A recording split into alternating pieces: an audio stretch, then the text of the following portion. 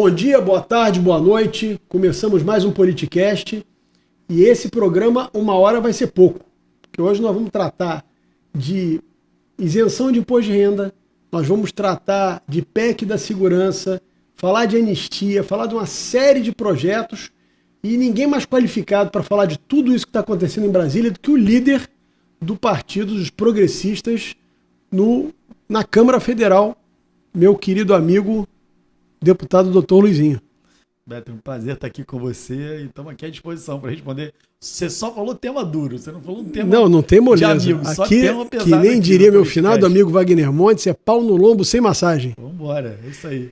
Bom, então não vamos perder tempo, porque a gente tem assunto à beça para tratar aqui. Eu sei que teu tempo é curto, mas, enfim, você pode, para quem está nos assistindo, dar explicações sobre vários temas importantes. Essa questão do imposto de renda, né, que é uma coisa que preocupa todo mundo, preocupa quem ganha menos, quer saber se realmente vai passar essa isenção de R$5.000, né, as pessoas que ganham até R$5.000 serem isentas de pagar imposto de renda. E uma série de profissionais liberais ficaram preocupados porque o governo federal estipulou um pagamento de uma taxa extra para quem ganha acima de R$50.000 por mês. Então, queria que você falasse um pouquinho sobre isso, até porque o relator é do seu partido, né? É o ex-presidente Arthur Lira. O que vai passar, afinal, doutor Luizinho? Então, Betulin, essa questão do imposto de renda, ela tenta trazer um pouco de justiça tributária no país. A gente olha hoje, as pessoas que são empregadas públicas, né? Elas vão pagando conforme faixas salariais. Então, uma pessoa hoje, ela pode ser desde isenta até pagar 27,5% de imposto de renda. O que o governo quer fazer é aumentando essa isenção para quem ganha até R$5.000. Mas você está tirando de quem ganha entre 5 e até 7, dependendo da compensação tributária, até quem ganha 7.000 pode ficar isento do imposto de renda. Mas você vai fazer com quem ganha acima de 7.000, comece a ter uma tributação cada vez maior. Principalmente quem é empreendedor no país, ou é profissional liberal e trabalha através de uma pessoa jurídica, passe a partir de 50.000 a pagar, além do que ele já pagou no imposto da sua empresa, ele passa a pagar mais 10% de imposto de renda. Tem dois problemas nessa medida. A gente do Progressistas é 100% a favor da isenção até R$5.000. Então a gente trabalha com essa hipótese. Mas a gente não quer que as pessoas que já foram tributadas na sua empresa e está tirando de lucros acima de 50.000, possam a ser tributadas assim como quem ganha acima de R$1 milhão. Então o governo, fazendo uma conta simples, ele está tratando quem ganha como R$50.000 por mês, que obviamente é um recurso grande para a média do brasileiro, mas quem ganha R$50.000 por mês e tem aí uma família com 3 filhos, precisa ajudar um pai, uma mãe, tem uma despesa, o que essa pessoa fica de lucro em cima de R$50.000, muitas vezes não é nem 10%. Se pagar plano de saúde, pagar todas as despesas da escola, chegar lá na frente, talvez ele não sobre a ele R$5.000 para pagar para o governo por mês. O que nós do Progressista estamos propondo, que isso seja progressivo. Para quem ganha entre 50 e 150.000, não seja sobretaxado. E a gente, a partir de R$150.000, seja um imposto progressivo, pode pagar mais. Quem ganha R$50.000 por mês não pode ser tratado igual a pessoa que ganha R$10 milhões por mês. Sim, claro. Então a gente precisa de uma progressividade para tentar que as pessoas que ganham mais, então vamos dizer, quem ganha entre 50 e 100 mil, ele tem uma condição de vida. Quem ganha entre 100 e 200 mil já melhorou mais ainda. Quem ganha acima de 300 mil, aí realmente já tem uma vida privilegiada num país como o nosso. A gente só não quer olhar para uma pessoa que tem um sonho de sair de um salário de R$7.000, de um ganho de 7.000, para ganhar acima de 50 e falar, olha, eu não quero ganhar acima de 50, eu prefiro ganhar abaixo, sim, que eu vou ser menos tributado. Claro. Então o país precisa olhar e dar à pessoa a vontade de ganhar mais. Porque quem ganha acima de 50.000, Beto, na maioria das vezes está gerando emprego, está gerando renda. A gente não pode fazer um país que a pessoa fique intimidada de gerar mais emprego, mais renda, ter o seu negócio. Então a gente quer fazer uma proposta diferente. Além disso, a nossa proposta aumenta a alíquota da contribuição sobre lucro líquido dos bancos. Os bancos brasileiros são os bancos que mais ganham no mundo. É Né? impressionante. O lucro dos bancos é absurdo. Você olha um lucro dos grandes bancos brasileiros é maior que o orçamento do Ministério da Saúde.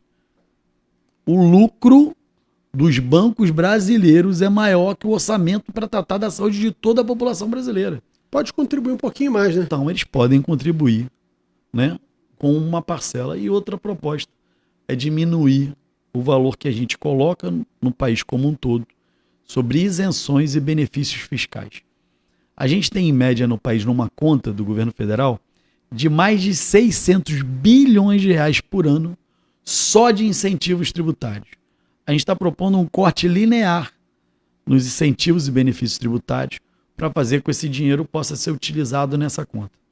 A conta da isenção até R$5.000, Bethlen, é de aproximadamente 27 bilhões por ano.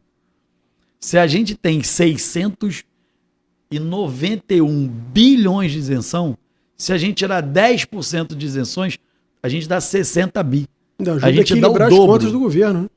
Então, o que a gente está propondo é fazer uma isenção proporcional, né? Tirando dessa isenção, não aumentar tributo sobre quem paga imposto sobre o Simples e sobre o MEI, né? Que é microempreendedor individual, para a gente tentar fazer um pouquinho de justiça tributária. O projeto do governo é bom, porque dá isenção até quem ganha 5 mil. Mas ele é ruim, porque ele penaliza da mesma maneira quem ganha de 50 mil a 50 milhões por mês. Então, acho que a gente precisa organizar a sociedade para não deixar desorganizar mais. É óbvio que isso é complexo.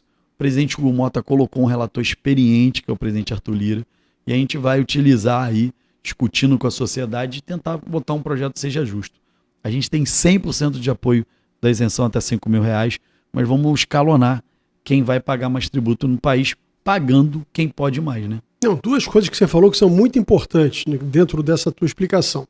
Primeiro, que realmente chega a ser incoerente. Se você está querendo fazer justiça social não cobrando imposto quem ganha até R$5.000, não tem sentido você cobrar a mesma coisa quem ganha 50 mil e quem ganha 1,5 milhão. É isso. Não tem sentido. Segunda coisa, que quando você fala assim, vamos tributar quem recebe dividendo em torno de R$50 mil porque é isento. É isento entre aspas, né? Eu, por exemplo, aqui na agência, o dividendo que nós tiramos, antes disso eu pago 20% para o governo. Você já pagou o imposto? O governo é meu maior sócio. O governo ganha mais do que eu. Claro. Então, assim, não é isento coisa nenhuma. Eu já paguei um calhamaço de imposto, né? Não quer dizer que você não já tenha pago, você já pagou. Sim. Ele quer que você pague de novo. Exatamente. O risco que a gente corre no país, o país hoje vive, Bethlen, muitas pessoas não entenderam isso, o país e o mundo vive uma revolução da forma da gente trabalhar, uma revolução do trabalho. O governo enxerga isso como uma revolução do emprego. A maioria dos brasileiros hoje não querem ser empregados, eles querem ser empreendedores. Ele pode ser empreendedor trabalhando para você aqui, através de uma empresa de filmagem, Sim, como cameraman, como pessoa da iluminação, mas ele é empreendedor, ele tem a empresa dele, ele trabalha por demanda. Ele hoje pode trabalhar para você, amanhã ele trabalha para outro podcast, trabalha para uma outra televisão, para um político, para um jogador de futebol, mas ele faz a escala de trabalho dele para quem ele quer trabalhar. A revolução do trabalho é porque o trabalhador ele não quer ser o sonho que nós chamamos na juventude, como nós aqui, como a gente era jovem. Olha, muita gente queria, não, o meu sonho é fazer um curso técnico e ser operário numa fábrica. Quero fazer um curso técnico porque eu quero ser militar. Hoje as pessoas querem ter mais maleabilidade nos seus horários. Muitos querem trabalhar o final de semana todo, mas querem ter a semana vaga. sim. Que querem estudar. Outros não. Eu não abro mão de descansar o meu domingo. Eu sou médico, Beto. Eu sou acostumado a trabalhar de segunda a segunda. Sempre fui acostumado a dar plantão. Quando eu era residente... Para piorar, sua mulher também é médica. Minha mulher é médica então, também. Quando um perturba o outro. Mas a gente tá tranquilo. O telefone não para. Quando eu dava plantão, eu tinha a responsabilidade, a gente fazia na residência médica, quando a gente faz especialização, eu fiz ortopedia, a gente fazia um rodízio de final de semana.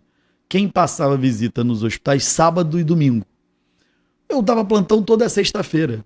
O que eu fiz? Eu fiz um acordo e fiquei com todos os sábados com a visita para mim.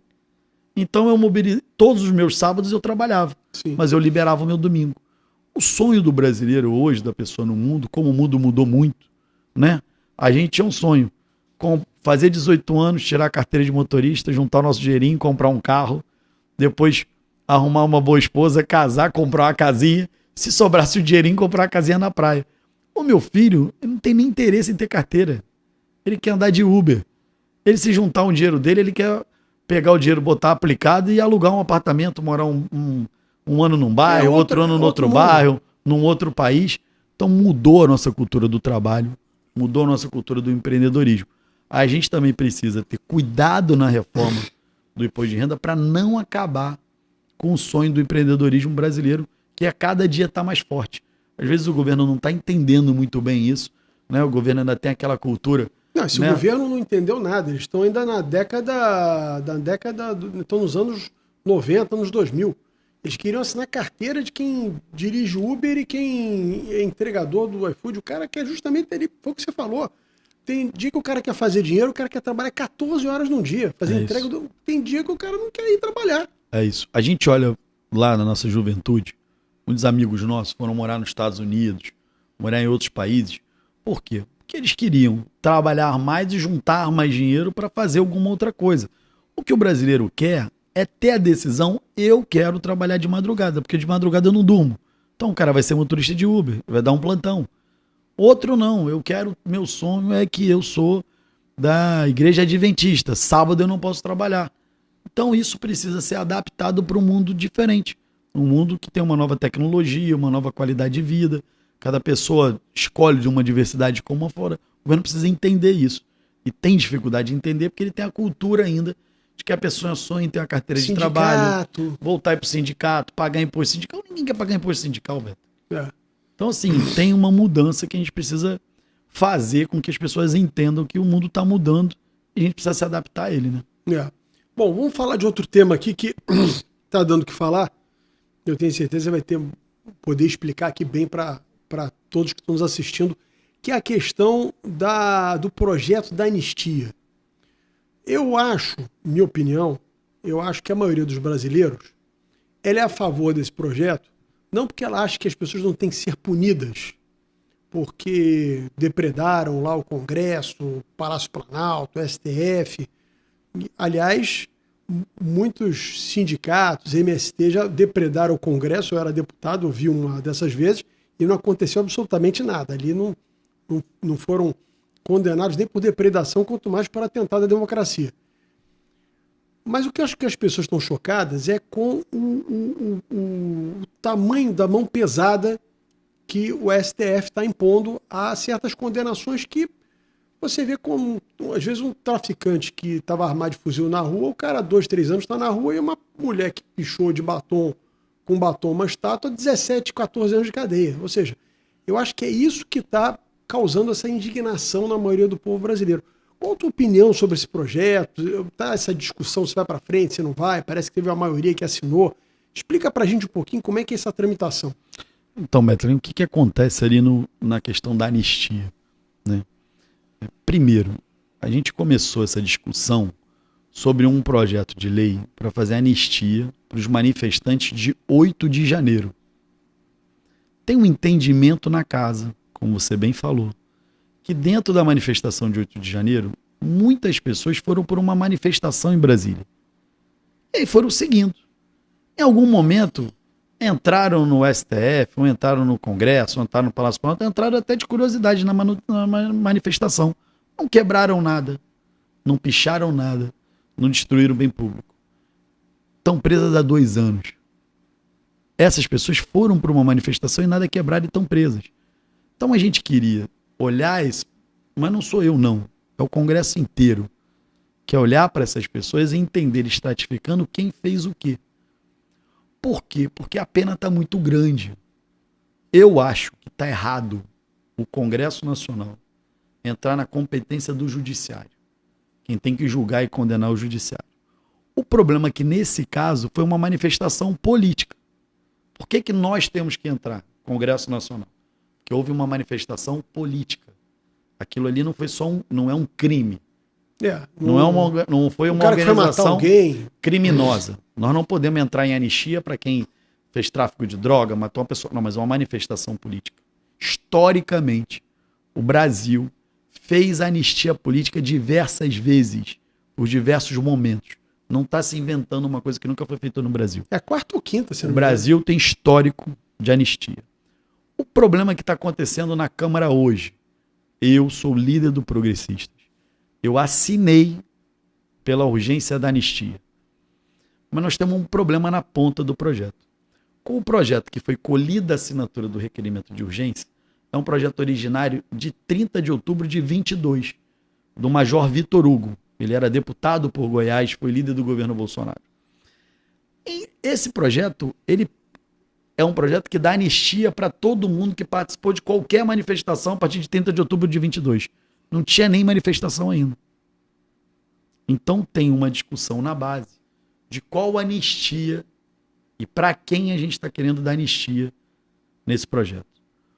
Quando o líder do PL foi colher a assinatura no nosso partido, dos meus 50 deputados, 35 assinaram, ele falou em anistia para os manifestantes de 8 de janeiro. Mas quando a gente assina o requerimento de urgência, a gente assina por um projeto que dá uma anistia mais ampla do que o que está no requerimento de urgência. O que a gente pediu no Colégio de Líderes, a maioria, tem deputados que posicionaram a favor de votar a urgência no plenário na semana que vem. Teve deputados que pediram um adiamento para a gente gerar um comprometimento que a anistia é para o 8 de janeiro. E tem deputados que são contra a votação de anistia em qualquer cenário, como o PT, o PSOL, os deputados da rede. Quem está pedindo o adiamento é para a gente criar um compromisso de que nós vamos abordar o 8 de janeiro. Porque tem diferentes processos acontecendo. Tem processos no STF de vamos dizer assim, pessoas do governo que teriam tramado um golpe militar. Tem processo para quem estava na manifestação de 8 de janeiro. Tem processo para quem tramou outro tipo de golpe. Nós queremos falar sobre quem fez 8 de janeiro. Quem em 8 de janeiro, a gente viu, na minha opinião, uma manifestação popular, desorganizada, em que não tinha nem armamento. E algumas pessoas entraram lá dentro, depredaram o prédio público, e aí tem que ter uma penalização diferente.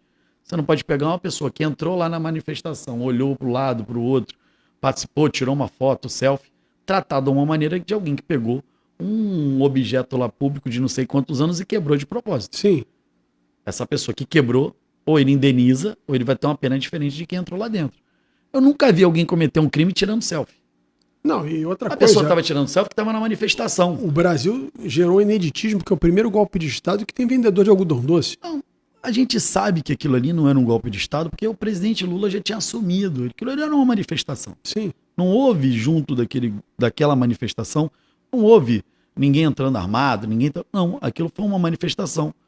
Foi uma manifestação excessiva? Foi. O problema é que ela está sendo jogada dentro de uma avaliação de outros movimentos, que aí ninguém conte comigo, porque eu não vou defender militar que tramou golpe, que nós já vivemos um processo de democratização muito complexo no país, e a gente não quer retroagir nenhum dedo com a democracia, nem com quem tramou morte de quem quer que seja, prender, isso aí a gente nunca vai estar compatível com o que a gente defende, com quem tem manifestante de 8 de janeiro, não pode misturar os assuntos. E aí está muito tumultuado, está muito, sabe, o assunto está muito, vamos dizer assim, muito inflamado. A gente precisa ter um alinhamento, a gente saber o que a gente quer votar, tendo o compromisso que nós vamos abordar 8 de janeiro. Eu tenho defendido, você foi deputado federal, formar uma comissão especial, debater o tema, identificar aqui quantas pessoas tem no 8 de janeiro. São 1.000 pessoas. Quem fez o quê? Qual é a nossa proposta? Nossa proposta é para quem fez só manifestação, já passou 2 anos preso, vai para casa, vai prestar pena também, né? vai fazer um serviço, como é que é o nome daquilo? Eu esqueci. Comunitário. Prestar serviço comunitário. Não, essa pessoa aqui, ela pichou e ela quebrou um vidro. Essa pessoa aqui, a nossa proposta é que ela fique mais 6 meses numa domiciliar. Nós precisamos modular o que está acontecendo sobre 8 de janeiro. Os outros assuntos, Bethlen, na minha concepção, a gente não deveria abordar, que é um assunto de justiça. É claro que a gente acha também que no processo, na condução do judiciário, a gente não enxerga que muito da forma que está sendo avaliado o judiciário, da forma que está de uma forma clara e transparente. Né? Por exemplo, sim. uma complexidade de um tema desse ele deveria estar sendo julgado no pleno do Supremo Tribunal Federal. Não, até porque não tem sentido, né? Você vê que esses manifestantes do 8 de janeiro foram julgados no pleno. Então, o ex-presidente da República é julgado numa turma? Nós estamos falando da seguinte maneira.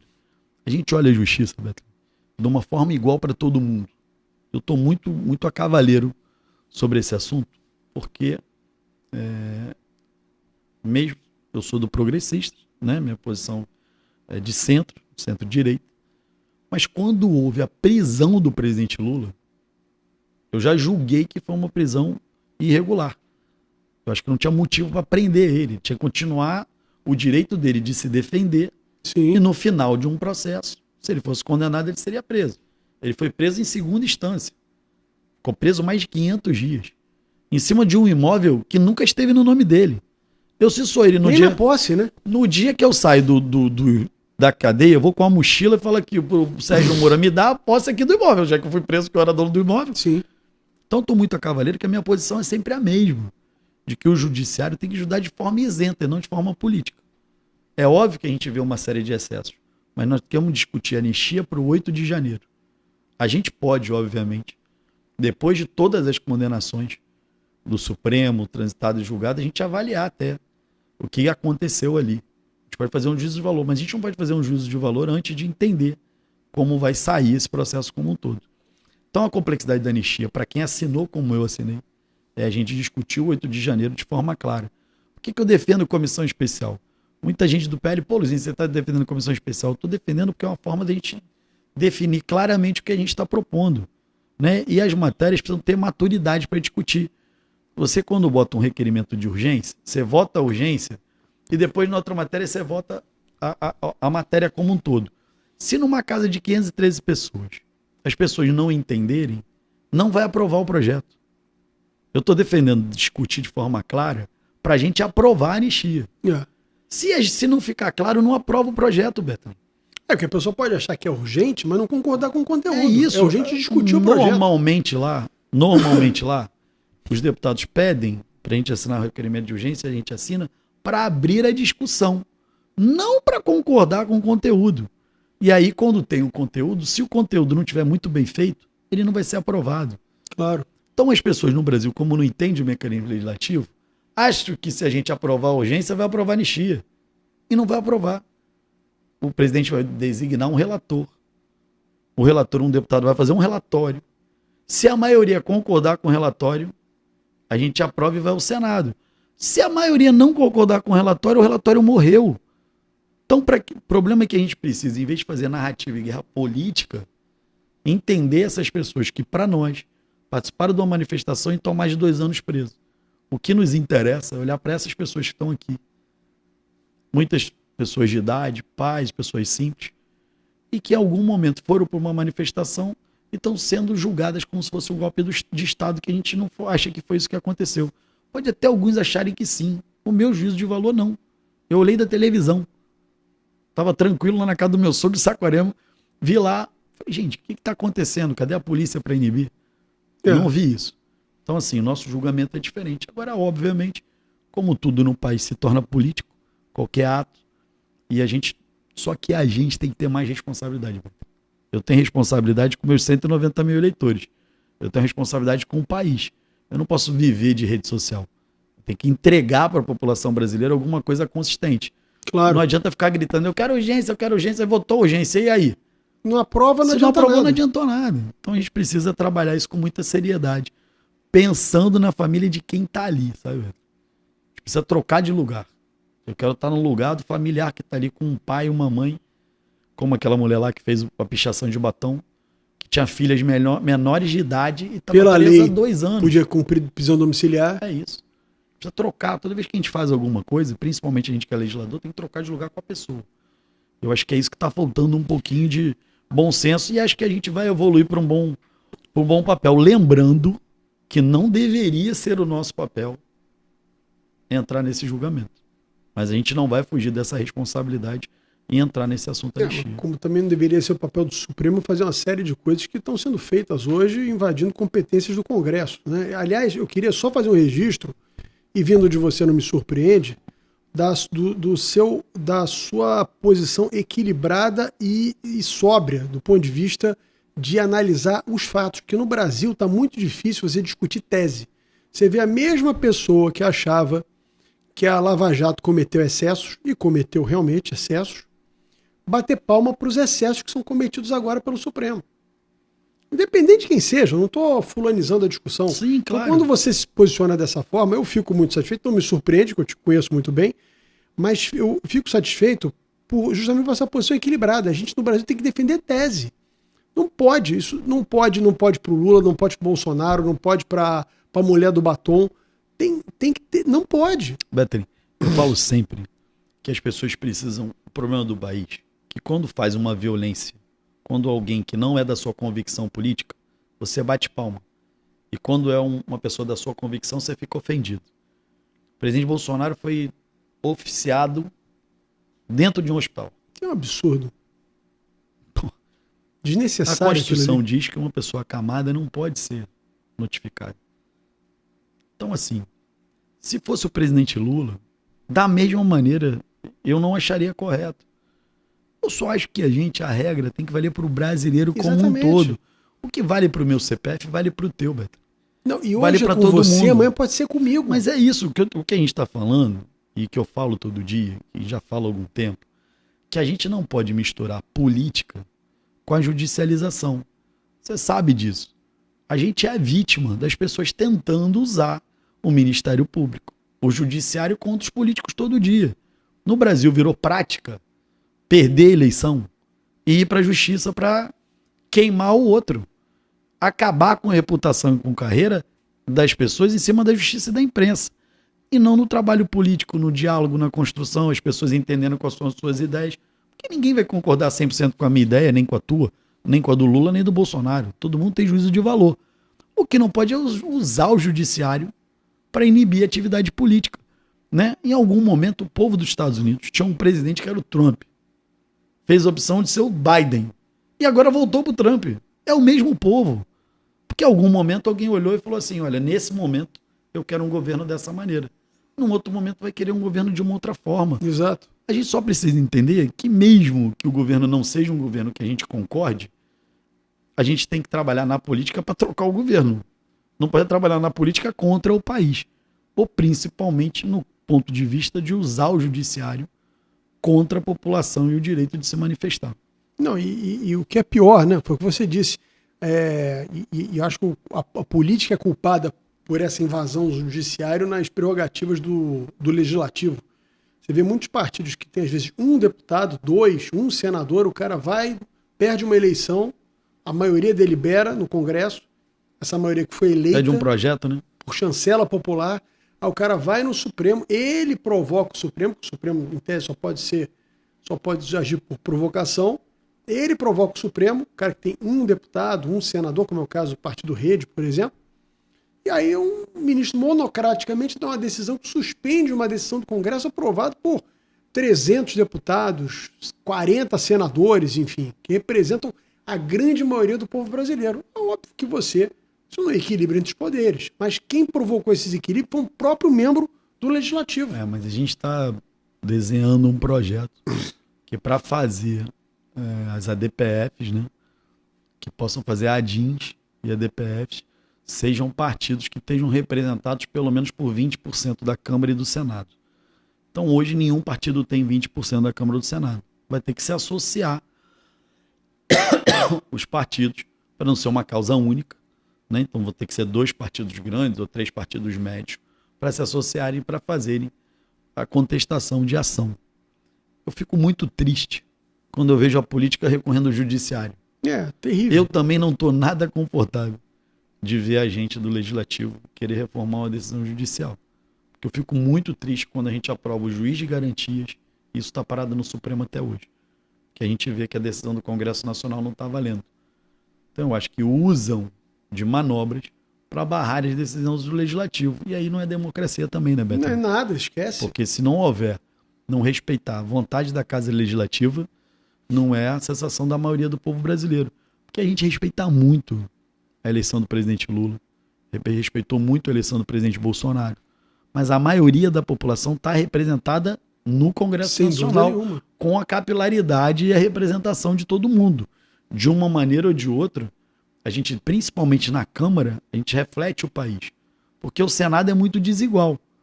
O senador de Roraima tem menos voto do que eu como deputado federal. Mas como é uma casa para equilibrar a federação, Roraima tem 3 senadores, como o estado do Rio de Janeiro tem 3 senadores. O senador Romário, o senador Flávio Bolsonaro representam mais de 4 milhões de pessoas. O senador de Roraima representam 100 mil pessoas. Mas para equilibrar a federação, Roraima tem o mesmo número de senadores que a gente. Eu falo, é engraçado, você vai a Roraima, é do tamanho da Nova Iguaçu e tem 3 senadores. E nós, Nova Iguaçu, não temos nem 3 deputados. Então, você imaginar a representatividade de um país.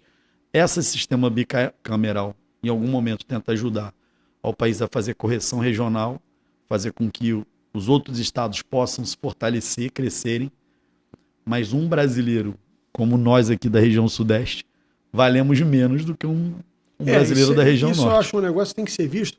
Outra coisa que eu acho que é difícil, eu entendo que é difícil de mexer, mas que uma hora o Congresso vai ter que se debruçar nisso, é o seguinte: você não pode ter 5.800 municípios no Brasil. Você pega Minas, por exemplo, tem quase 900 municípios. A maioria desses municípios não tem receita própria, vive de fundo de participação dos municípios. Quer dizer, como é que faz isso? Quer dizer, é uma despesa. Cada município desse é uma Câmara de Vereadores, é um prefeito, é um vice-prefeito, são secretários, é um funcionalismo público. E é dinheiro que vai escoando. É dinheiro, você conhece bem disso, você é um administrador público muito bem, muito eficiente. Tanto é que o seu trabalho lhe catapultou para ser um deputado federal muito bem votado. Isso é dinheiro que está deixando de ser feito investimento na população para ficar pagando o custeio, né? Ficar pagando a máquina para funcionar. Você vê alguma possibilidade de mexer nisso no Brasil? Eu acho que é muito difícil mexer, né? Mas o exemplo disso, do que você está falando, é assim. Hoje, da saúde, por exemplo, do estado de Minas, que tem muitos municípios, nós no estado do Rio de Janeiro, com 17 milhões de habitantes, só temos 92, né? E Minas tem quase 900 municípios. Quando tem que fazer alguma coisa na saúde, eles têm que fazer em consórcio. Porque tem que ser um oftalmologista para 10 municípios. Um oftalmologista para 10 municípios. Porque o volume de população é muito pequeno. Mas é muito difícil a gente conseguir dar um passo atrás nesse campo, porque aí envolve política. Eu, como político, tenho que olhar para a classe política e falar, é muito difícil alguém deixar de ter um prefeito, de ter vereador, porque tem influência política. Sendo prático, eu acho que a gente precisa limitar o gasto público na administração, né? E aí tem uma coisa que a gente tem um pouco do quanto é o valor vinculado para uma Câmara de Vereador, do orçamento municipal, quanto é o valor destinado ao judiciário. A gente precisa dar uma espremida nesses valores para poder ter mais eficiência na máquina pública também. Quando você fez vinculação global, olha, uma cidade tem que passar 5% da sua arrecadação para uma Câmara Municipal. Você já ao colocar 5%, o presidente da Câmara ele tem 5%, ele não está preocupado em ser eficiente. Ele está preocupado em gastar os 5% todo dele. Sim. E isso em todos os setores. Quando você ingessa uma parte da receita do governo do Estado para alocar no Poder Judiciário, no Ministério Público, ele tem um teto de valor para gastar. Se ele tem aquele valor disponível, ele vai fazer. Às vezes ele vai pagar um salário, às vezes ele vai pagar um benefício, um auxílio educação, ele vai achando uma maneira de gastar o dinheiro, nem sempre eficientemente. Como eu acho que a gente não vai conseguir mexer na estrutura administrativa e na capilaridade das prefeituras, e na nossa estrutura de Poder Judiciário, Ministério Público, a gente tem que, de repente, olhar para a vinculação do valor de recursos que a gente está fazendo. Porque a forma que está colocada não gera a vontade da pessoa de fazer eficiência. Nós temos um problema administrativo. Você precisa fazer com que a pessoa estabeleça uma meritocracia.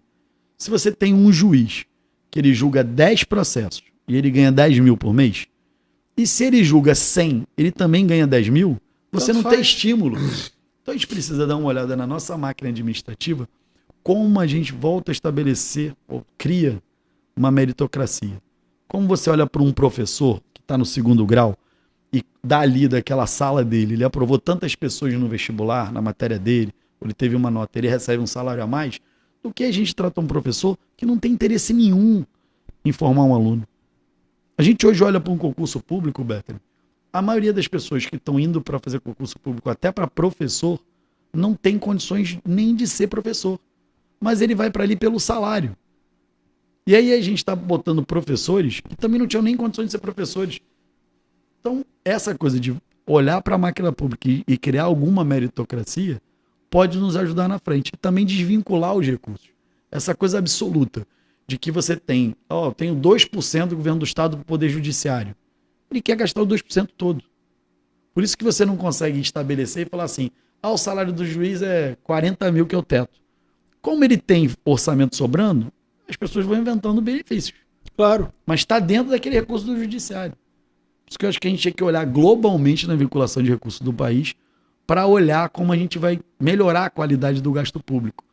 Aí é uma discussão de longo prazo, tem que ser encarada, mas sendo sincero, um ano e meio da eleição a gente não consegue fazer. Sim, quando tiver um novo governo, um próximo parlamento, você tem que olhar para aquilo e falar assim, como é que você muda o país. Quando você vincula, por exemplo, o orçamento das prefeituras, 25% das receitas correntes líquidas, ou seja, do que é arrecadado de forma líquida pelos municípios para educação, numa situação em que você está tendo uma queda, né, de número de alunos, porque está nascendo muito menos gente que nascia 20 anos atrás, não tem mais muito sentido isso. Você não vai construir novas escolas, pelo contrário, capaz de algum momento você ter que fechar algumas escolas porque não tem demanda para todas aquelas escolas. Beto, você fez uma abordagem perfeita. O que está acontecendo no mundo hoje, principalmente no Brasil? Você tem um número de nascidos vivos cada vez menor e as pessoas vivendo mais. Então você tem uma vinculação de receita hoje no município de 25% em educação e 15% em saúde. O que está acontecendo? Os municípios estão gastando, em média, 25% do seu recurso em saúde. As pessoas estão vivendo mais. Além de viverem mais, a gente tem novas tecnologias, né? Eu brinco que quando botaram um tomógrafo no hospital que era residente, botaram um tomógrafo. Nós fomos todos nós lá, tiramos uma foto do tomógrafo e ficamos esperando alguém revelar essa foto. Um dia, depois de 6 meses, alguém apareceu lá com um quadro, a gente tudo de branquinho do lado do tomografia, colou uma foto lá na parede. 6 meses depois, alguém resolveu revelar a foto.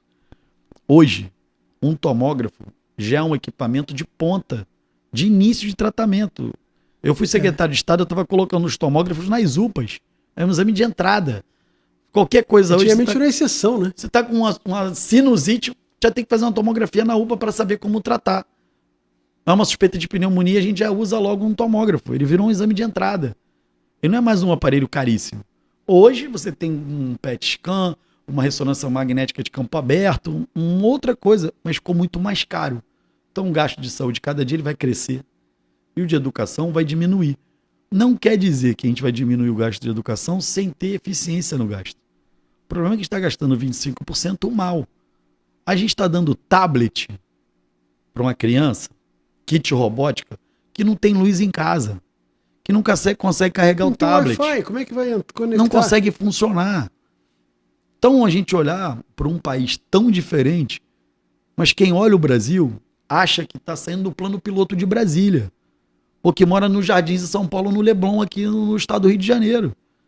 Que você vai dar um tablet a uma criança, ou tu vai dar um telefone, ele vai chegar na casa dele, vai entrar no Wi-Fi e vai fazer o dever. Ele não tem luz, pô.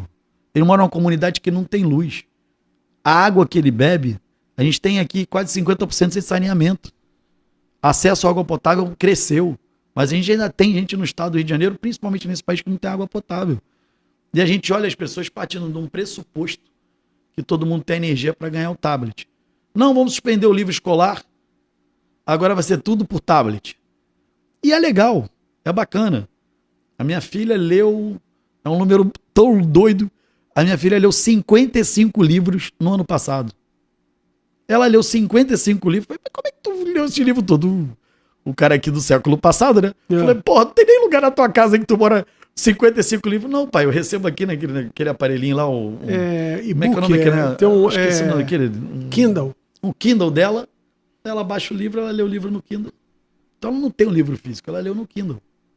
Mas quantas pessoas têm energia para carregar o Kindle no Brasil? Acesso à energia. A gente dá o livro à criança, a criança não tem luz em casa para ler. E ela não tem nem privacidade, porque normalmente ela mora numa comunidade que ela divide ali no quarto e sala dela com 5, 6 crianças rodando, ela não consegue estudar em casa. Então é um país muito desigual. Sim. Então é claro que a gente precisa olhar esse gasto de saúde, educação, como todo, mas o gasto precisa ser melhor feito, mesmo você está abordando uma coisa que a gente precisa discutir. Agora, quando a gente fala, não, a gente precisa desengessar o gasto de educação. As pessoas já ficam, oh meu Deus, querem tirar o dinheiro da educação. Não é tirar, não. É viabilizar a vida da pessoa normal. Não é para gastar tudo em saúde. Mas se você põe luz na casa de uma pessoa para ela poder estudar, você está ajudando na educação. Quando você está dando um óculos para uma criança que não está enxergando, você está viabilizando a educação. Porque o que as pessoas não entendem é o seguinte, que é realmente difícil do cidadão comum entender. Quando o prefeito não gasta 25% do orçamento dele em educação, as contas dele são reprovadas. Então o cara inventa despesa, o cara sai construindo coisas que não precisa, reformando coisas que não precisa. Comprando kit robótica, comprando um livro de nave espacial. Um monte de coisa que não precisa. Não tá melhorando a educação aquele dinheiro, tá jogando dinheiro no lixo. E você sabe, Beto, por incrível que pareça ainda, o gasto com merenda escolar não pode ser pago com recurso do Fundeb, que é recurso federal. Que é alguma coisa mais importante do que tu ter uma merenda escolar qualificada, não pode estar dentro do gasto do Fundeb. Então é muito, muito difícil. Né? O Brasil é um país que precisa ainda de... E nós, legisladores, precisamos trabalhar muito para ajudar a corrigir essas distorções. Bom, vamos falar de outro tema que eu acho que é fundamental, eu acho que vai tomar muito tempo do Congresso agora também, que é a questão da PEC da segurança. Segurança pública, que a gente achava que o Carioca, o Fluminense, achava que nós tínhamos eram os únicos que tínhamos problema de segurança pública no Brasil. Essas questões dessas quadrilhas, desses grupos armados, organizações criminosas, tomaram o Brasil inteiro, né? Virou uma epidemia. E o governo agora resolveu acordar que é um problema nacional, não é um problema só de cada estado. O que você acha dessa PEC da segurança? Então, há uma semana, mais ou menos 10 dias, o ministro Lewandowski levou o Colégio de Líderes ao projeto da PEC da segurança. Estava sentado do meu lado, fez a apresentação. Mas o entendimento, o início da PEC, ela tem o seu valor. Porque ele quer criar, como já existe, o sistema universal de segurança pública, como você tem na lógica do SUS. E ele quer também levar a uma vinculação de recursos, que eu acho muito interessante. Hoje o governo federal tem uma obrigação constitucional de colocar recurso em educação em recurso em saúde. A gente tem o maior problema do Brasil hoje, a segurança pública em todas as pesquisas, se a gente obriga o governo federal a ter um gasto com segurança pública e os governos do estado com gasto com segurança pública e os governos municipais de municípios acima de 200 mil terem gasto com segurança pública, 200 mil habitantes, você não tem dúvida que você passa a ter uma preocupação com segurança pública. E o discurso, Beto, ele tem que correr junto com a realidade. O maior problema do Brasil é segurança pública. E nós temos o Ministério da Justiça e Segurança Pública. Nós temos o Ministério da Igualdade Racial, Povos Indígenas, da Mulher, não sei de mais quando, tem mais de 30 ministérios. Para a gente encarar o tema segurança pública, nós devemos ter um ministro só da segurança pública. Concordo com você. Não estou falando só do governo Lula, não. Do governo Bolsonaro, do governo Temer. Nós temos que tratar esse tema como prioridade nacional. Por isso a ideia da PEC da segurança, só da gente discutir e trazer ideias diferentes, a gente já vai olhar para o tema com realidade. Porque esse tema está embaixo do tapete. Primeiro, criar a vinculação de receitas. Tem problema ali no projeto? Tem, mas nós vamos ajudar a melhorar ele. Não pode existir interferência do governo federal nas polícias militares, nas polícias civis. Sim. No primeiro movimento tinha, hoje já não tem na PEC esse movimento. Não pode ter interferência na Guarda Municipal. Mas a gente, ao tornar a Guarda Municipal armada, a gente tem que ter cuidado que ela não pode ter poder de polícia, sob pena de pequenos municípios que hoje já são tomados por organização criminosa. A gente não dá soldado para o crime. Então, um país tão desigual, a gente precisa olhar para o que está acontecendo. A PEC veio com um projeto de armar a Guarda Municipal, a possibilidade de armar a Guarda Municipal, para ser usada em área urbana. O deputado Pedro Lucas Fernandes, que é o líder do União Brasil, que é do Maranhão, falou: ministro, peraí, mas o maior problema do Maranhão é a organização criminosa tomando área rural. Por que o prefeito não vai poder usar a Guarda Municipal na área rural? Então, quando chega um projeto pra gente, é pra gente adaptar e melhorar ele. Claro. Mas eu acho que é fundamental discutir o tema. Ali também cria uma condição diferenciada de fiscalização de hidrovias, rodovias, que apesar de todos acharem que é claro a obrigação do governo federal com isso, né, eles querem tornar isso mais claro. Ok? Falei, ministro, mas espera aí. E áreas de Bahia e a nossa área de oceano que ninguém está falando? Eu sou do Rio de Janeiro. Uma grande parte de armamento entra pela Baía de Guanabara. E quem já tem a obrigação de fiscalizar, o governo federal, a Marinha, a Capitania dos Portos não está fiscalizando. Então eu acho que discutir é muito meritório. Acho que o governo está fazendo muito bem de mandar a PEC para lá. Mas eu acho que a gente também tem a capacidade de melhorar ela. Olha aqui, Bethany, nós estamos numa discussão na Câmara de um projeto sobre armamento pesado. O relatório do nosso estado, o deputado Max Lemos, está sendo levado a plenário o uso de armamento. Nessa revisão, a gente está considerando fuzil arma de guerra. Ok? Nós vivemos uma epidemia. O governo do estado do Rio de Janeiro não produz fuzil. O governo do estado do Rio de Janeiro, no ano 2024, apreendeu mais de 800 fuzis. E aí, eu recebo a preocupação na minha bancada do pessoal de CAC. Não, porque a gente usa fuzil e o pessoal em propriedade rural tem fuzil. O deputado do meu partido do Paraná. Falei, mas qual a preocupação? Não, porque a gente usa fuzil lá no nosso sítio, a gente mata javali com fuzil. Falei, senhor, me desculpa, mas vocês estão usando para matar javali. No Rio de Janeiro estão usando fuzil para matar a nossa população. Ninguém pode achar normal usar fuzil. Ah, mas os CACs querem usar fuzil. CAC é o pessoal do centro de tiro. Mas se vai usar num CAC, fica guardado lá. Eu quero andar na rua com fuzil. Mas é assim. Muitos CACs andam com fuzil no carro. Daí a pessoa usa um fuzil no carro e acha que aquilo é normal. Aliás, eu estou só dizendo da complexidade você tem toda a global de um tema num país tão desigual, Beto. Eu não sei nem porquê, não é considerado que se você for na... Vamos pegar aqui, a gente normalizou, o carioca principalmente, normalizou muito essa questão de domínio de território, o cara andar com fuzil no meio da rua. Se você pega um país como a França, que, digamos assim, é um pouco um berço desse discurso de direitos humanos, sempre foi um país mais à esquerda, se você tiver um cara andando com um fuzil no meio da rua na França, a polícia primeiro vai atirar nesse cara, depois vai perguntar o que ele está fazendo com o fuzil. Esse cara é considerado um terrorista. Um cara com fuzil no meio da rua é considerado um terrorista na França. Eu não sei porque que a gente aqui no Rio de Janeiro ainda não fez esse enquadramento, porque tem lei para isso. Isso não é nem problema do legislador, problema da Câmara. Eu acho que tem certas coisas que não dá para tolerar. Você não pode achar normal um cara com um fuzil na rua. Mas, Beto, nós temos um problema de base. E é ruim falar porque eu não gosto de criticar as coisas pelas coisas. As pessoas falam muito assim, não, só é um problema da lei. Não é um problema da lei. Não é um problema da lei, não. Porque hoje, nós, da política, qualquer processo que querem fazer contra um político, colocam a gente em 4, 5, 6, 7 crimes. O cara é pego com um fuzil, traficando droga, ameaçando de matar a pessoa, ou vai lá na delegacia, bota um item. Só nem tem preguiça. Tem preguiça. Você tem uso de... Tá usando um fuzil, terrorismo. Tá traficando droga, tráfico de droga. Tá fazendo isso aqui, não. Jogam tudo num processo só. Ele vai responder a uma pena.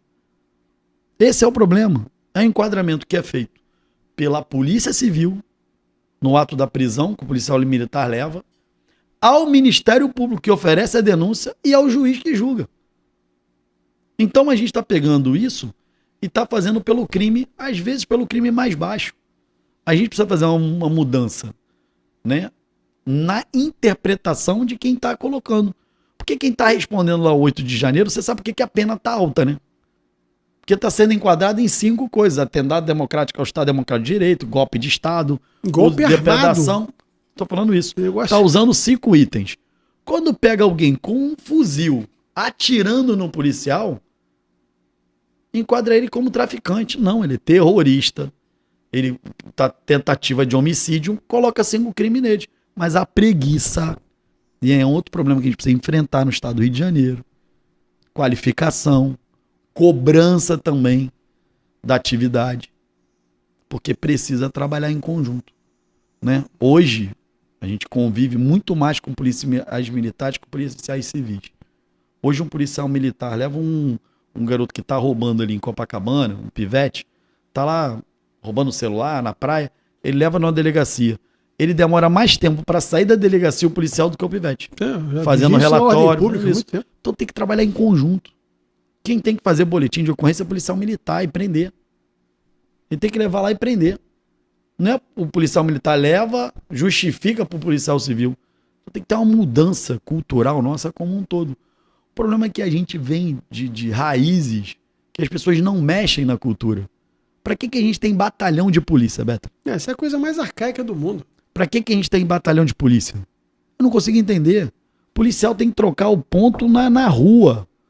Você tá aqui, você patrulha o quê? Eu patrulho aqui a Avenida das Américas com a Ayrton Senna. Essa é a tua patrulha? Que hora você chega? 7 horas ou sai 7 da noite? Quem vai te substituir? Chega e substitui ali. O cara tem o tiro. Imagina. O cara tem o ticket de alimentação. Ele alimenta cara, por ali no entorno. Ele vai aqui. Quando o policial tá comendo num restaurante, ele tá ajudando o patrulhamento no restaurante. Aí agora, o policial chega no batalhão, toma um café da manhã, sai para patrulhar, volta para almoçar, volta para rua, volta para passar turno.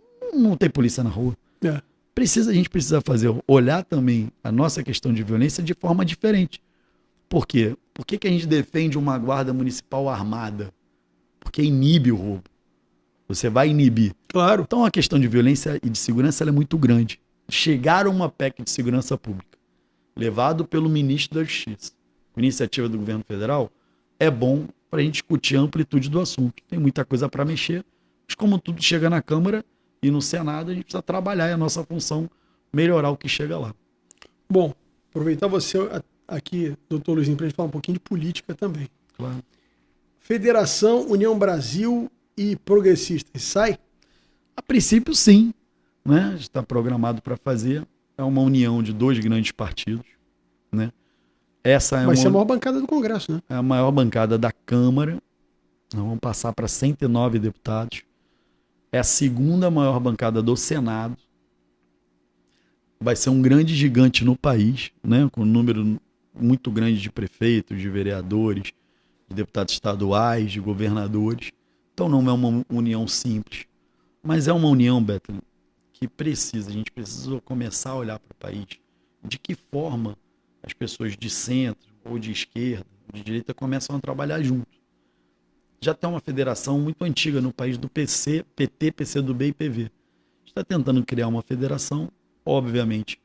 Quando você cria um grupamento político, nem todo mundo pensa igual. Se você olhar para os Estados Unidos, dentro do Partido Democrático, você tem pessoas de pensamento mais de centro, mas até direita e de esquerda. Você tem dentro do Partido Republicano, que é o partido do presidente Donald Trump, é a mesma coisa. Pessoa mais à direita, mais à esquerda. Mas você tenta criar um grupamento de pensamento. Né? Quem pensa, a minha cabeça é uma pessoa de centro. Em algum momento, meu pensamento é mais centro-esquerda. Eu não posso olhar para o país que precisa de um sistema de saúde pública, de um sistema de assistência social que esteja na ponta das pessoas. A gente sabe que o ser humano ele tem na essência, em algum momento, algum gatilho químico, pode ser por álcool, por droga, por depressão. Isso é nosso, do ser humano. Nós nascemos com esse problema. Você pode até não perceber, mas alguém tem um problema de depressão, outro serviço com droga, com álcool, precisa do Estado ali para dar uma mão na assistência social. Isso não é ser de esquerda, isso é ser humano. Mas em algum momento a gente tem uma característica diferente, a gente precisa ter grupamento partidário. A gente está juntando a União Brasil com progressistas, a gente está tentando ajudar a ganhar uma federação de centro que possa atuar no país e possa criar algum movimento que a gente no futuro possa criar um partido. Né? E a gente está no movimento de tentar reduzir o número de partidos no país. Para fazer um primeiro gesto, eu falo que a federação é um noivado. Sim. Nós vamos noivar progressistas e União Brasil durante 4 anos. Depois de 4 anos a gente avalia se esse noivado foi bom, sim, se a gente casa ou não. Né? Mas a gente vai começar a trabalhar juntos. Como uma decisão de um noivado é uma decisão complexa, né? Você começa olhando e a gente está discutindo ali. Eu acho que vai avançar, ela tem avançado, ela já avançou 99%.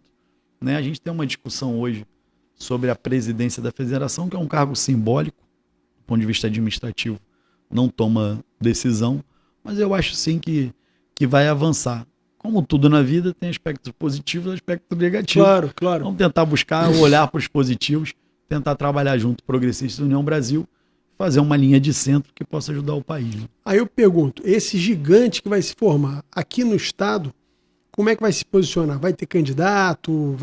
Como é que você acha que vai caminhar essa federação aqui no Rio? Já que você, além de líder do partido na Câmara, você é presidente do partido aqui no Rio, né? Então, nós vamos dividir o comando no Rio entre eu, que sou presidente estadual do Progressistas, o presidente Rodrigo Bacelar, que é o presidente estadual do União Brasil, mas o Antônio de Rueda, presidente nacional do União Brasil, está com o domicílio eleitoral no Rio de Janeiro e vai concorrer a deputado federal no Rio de Janeiro. Então eu e o Rueda vamos tomar as decisões em conjunto aqui para o nosso estado. Dentro dessa conjuntura, o presidente da Assembleia, Rodrigo Bacelar, tem se colocado em alguns momentos como pré-candidato a governador. Obviamente que uma federação desse tamanho tem todas as condições de apresentar nomes para candidato a governador, ao Senado, a vice-governador, deputados federais e estaduais. A gente tem bastante tempo pela frente para discutir uma candidatura própria, mas é obviamente que quem tem partido quer ter candidato. E aí vamos discutir, né, o lançamento de uma candidatura ao governo do estado do Rio de Janeiro. A gente vê no presidente da Assembleia condições de ser candidato a governador, né? A gente precisa entender se é essa a vontade dele e como vai fazendo essa configuração até lá. Eu, Betlin, tenho um pouquinho de diferença do meio político como um todo. Eu trabalho muito com o calendário eleitoral. Como a gente está em mandato, o nosso governador é o governador Cláudio Castro.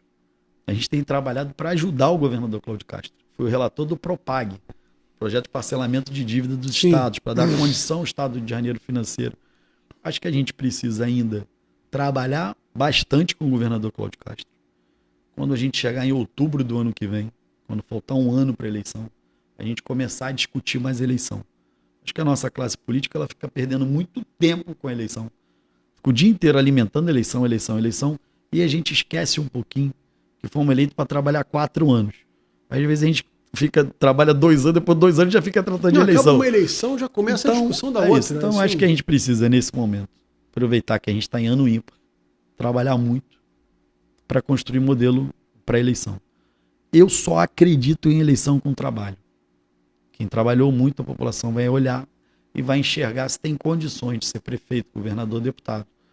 Como vejo muito da nossa classe política, não só no estado do Rio de Janeiro, mas no Brasil, em vez de trabalhar, de legislar, de exercer o cargo público para ser nomeado, passa o dia inteiro falando de política. Você sabe que eu sou muito criticado por isso, né? Acho que é uma maior de críticas que as pessoas da política fazem a mim. Mas não conversa muito.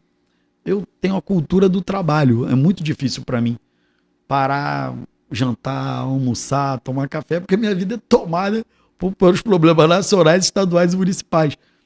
Eu acho só que a gente precisa discutir um pouco na frente, mas sem sombra de dúvida, a nossa federação acontecendo ou não, com federação ou não, Betlin, a gente faz parte de um grupo político que elegeu o governador Cláudio Castro. Sim. A gente está sob a liderança dele. Sob a liderança dele, a gente tem a expectativa da construção de candidaturas ao governo do estado. A gente precisa entender quais são os candidatos que vão ser postos, se o prefeito Eduardo Paes vai sair da prefeitura para ser candidato efetivamente, se o Rodrigo Bacelar vai deixar de ser deputado estadual para ser candidato a governador, se o governador vai ser candidato ao Senado, se o vice-governador Thiago Pampolha vai exercer, vai estar no mandato como governador e vai querer ser candidato, se ele não vai querer ser candidato, se outras figuras do estado que têm qualificação para ser candidato a governador vão se apresentar. Eu acho que está cedo, mas eu acho que se a gente fechar uma federação, ela vai ter um corpo muito grande no estado. Hoje, no estado do Rio de Janeiro, o Partido Liberal, o PL, fez 22 prefeituras. O Progressista fez 17. E as principais, né? Só que das 17 prefeituras que foram eleitas pelo PP, é o segundo partido do estado, nós das 11 cidades acima de 200 mil habitantes fizemos 5. Então nós temos as maiores cidades, nós temos a maior capilaridade, Nós temos o Progressistas hoje estabelecido no estado como um todo. Nós temos no Norte Fluminense, na figura do Vladimir Garotinho, prefeito de Campos. Nós temos no Sul Fluminense o Neto, prefeito de Volta Redonda, o Tandy Vieira, prefeito de Resende. Na Baixada Fluminense a gente tem em Nova Iguaçu com o Dudu Reina, em Magé com o Renato Cozzolino. E nós temos na região serrana a figura do Ingo Ramos, prefeito de Petrópolis, além de ter feito a prefeitura de Areal. Na região serrana também a gente fez o Bom Jardim com o Monerá. Então a gente tem uma capilaridade, temos grandes nomes no estado para colaborar. A gente precisa entender a somatória das nossas forças com quem a gente vai caminhar. Mas se você imaginar que União Brasil, que eu acho que fez 12 ou 13 prefeituras, junto com Progressistas, ele já coloca mais de 10 prefeituras na frente do Partido Liberal, do PL. Ele já é um gigante que tem muita capilaridade para colocar um candidato a governador. E aquela máxima do futebol, né, Luizinho? Que você acabou de falar que um partido desse não pode deixar de ter um candidato.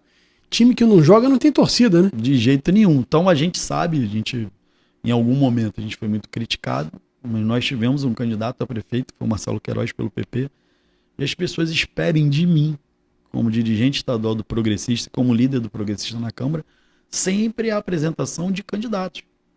Às vezes a gente pode ganhar, mas pode perder. O que a gente não pode na política é não ter lado, não ter posição, não ter candidato. Sim. A gente também não consegue, olha, mas eu queria que o nosso candidato fosse 3 metros de altura, falasse alemão. A gente vai ter o candidato que é possível e que a gente confie nele. Obviamente, muitas das vezes ele não vai pensar 100% igual a gente, mas a gente está dentro de uma união partidária, dentro do grupo partidário, a gente vai achar os melhores nomes para ser candidato. Acho que a gente vai ter candidato a governador, aliado com o governador Cláudio Castro, porque tem sido parceiro do Progressista, tem nos ajudado. Acho que o Cláudio tem as qualificações para ir para o Senado Federal, pela experiência dele no período de governador. A gente precisa no Senado Federal de pessoas experientes, capacidade de dialogar. O Senado é a casa mais importante do país.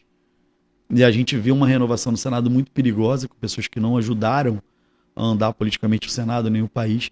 E eu acho que o governador também, se quiser ser candidato ao Senado, ele será, com certeza, o nosso candidato ao Senado. Outro dia eu fiz uma brincadeira elogiosa, né? Dizendo que, porque o Felipe Michel foi ser que é nosso vereador do Progressista, foi ser secretário do prefeito Eduardo Paes, e eu reafirmei o nosso compromisso com o governador Cláudio Castro. Né? Eu falei, inclusive, eu vou reiterar o convite para ele ser progressista. O pessoal do PL queria me matar, né? Mas, obviamente, eu fiz um gesto de cortesia. Tenho, obviamente, no Cláudio um amigo, uma pessoa que a gente respeita. Tivesse o nosso quadro partidário, obviamente, a gente ficaria muito feliz. Pessoal ciumento, né? Mas a gente não estava fazendo um convite, estava fazendo um gesto de cortesia. Até porque o Partido Liberal, sob a liderança do Altineu Cortes, é nosso parceiro principal no estado, e o Altineu é um dos meus melhores amigos. Eu jamais iria. Só precisa ficar menos ciumento, né? Mas faz parte. Mas nem foi o Altineu, né? Foi o Bonetti que estava ciumento, ficou com ciúme, falou que eu convidei mulher casada para jantar. De forma alguma. Doutor Luizinho, líder do Progressistas na Câmara dos Deputados, presidente do Progressistas aqui no estado do Rio de Janeiro. Queria te agradecer muito você ter vindo aqui. Acho que o programa vai render aí muito, porque tem muita informação para a gente dar para as pessoas. E você é uma fonte de informação importante, que você está ali no olho do furacão. Queria muito te agradecer por ter vindo aqui e franquear a palavra aqui para você poder se despedir de quem está nos assistindo. Roberto, para mim é uma honra poder falar aqui com calma, com tranquilidade contigo, que é um dos quadros mais qualificados da política do nosso estado e do Brasil, né? Tem feito um grande trabalho na área de comunicação, dando a oportunidade da classe política ser conhecida, de conversar. A gente não tem praticamente programas, oportunidade de conversar política com calma. A gente vive um país polarizado, então as pessoas esperam da gente uma polarização. Todo mundo que vive comigo e me conhece sabe que a gente quer entregar. Nossa missão aqui na política é entregar. Né? A gente teve a oportunidade, há cerca de 15 dias, eu acho, ou 21 dias, entregar uma obra que começou comigo como secretário de Estado, foi o Instituto Estadual dos Olhos da Zona Oeste, lá, junto com o deputado Jorge Felipe Neto, com o governador Cláudio Castro, com inúmeras lideranças políticas da região. A gente fez uma entrega lá. Quando fui secretário, a gente fez o Rio Imagem Baixada, está fazendo quase 2 milhões de exames para a população da Baixada Fluminense. Fiz o HTO Baixada em Nilópolis, fiz o Hospital Zilda Arnes em Volta Redonda com o prefeito Neto. A gente trabalha por uma política de resultados. E aí a gente acaba não tendo muita oportunidade nem muita paciência de falar da política do dia a dia, e a política nacional tem me sugado, né? o líder do PP tem uma participação muito grande hoje na Câmara. Hoje a gente é uma voz que é muito ouvida lá no conjunto das decisões, mesmo com o governo federal, mesmo com a oposição ao governo, a gente tem uma voz muito ouvida. Para mim é uma honra representar o meu estado, ocupar a liderança do Progressista, que foi ocupado por grandes lideranças do nosso país, e participar da vida política nacional. Ter a oportunidade de conversar um pouco com você aqui, para mim é uma honra, e continua esse trabalho aí, que a gente é fã aqui do teu Politicast. E quando você chamar, a gente está aqui. Obrigado. Bom, gente, eu quero agradecer a você que nos assistiu até agora. Gostou? Curte, compartilhe o programa aqui com o Dr. Luizinho. E se você não está inscrito no canal, se inscreve, que é importante você estar inscrito para você estar sempre recebendo toda semana o nosso programa. Muito obrigado.